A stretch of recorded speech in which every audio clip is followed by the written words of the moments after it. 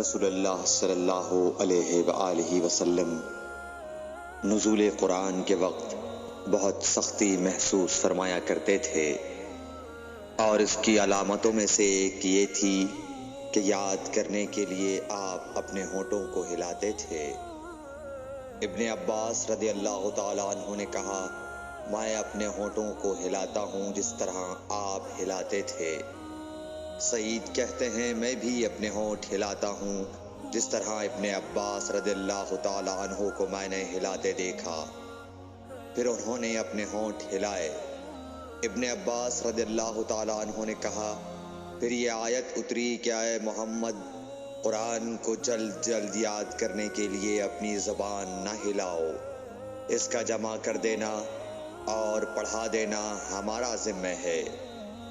حضرت ابن عباس رضی اللہ تعالیٰ عنہ کہتے ہیں، یعنی قرآن آپ صلی اللہ علیہ وآلہ وسلم کے دل میں جمع دینا اور پڑھا دینا ہمارے ذمہ ہے۔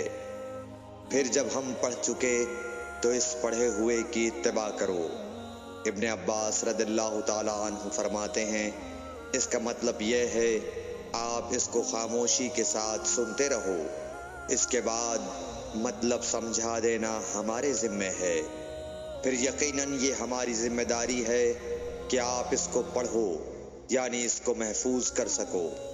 چنانچہ اس کے بعد جب آپ کے پاس حضرت جبرائیل علیہ السلام وحی لے کر آتے تو آپ توجہ سے سنتے، جب وہ چلے جاتے تو رسول اللہ صلی اللہ علیہ وسلم اس وحی کو اس طرح پڑھتے جس طرح حضرت جبرائیل علیہ السلام نے اسے پڑھا تھا۔ صحیح بخاری حدیث نمبر 5۔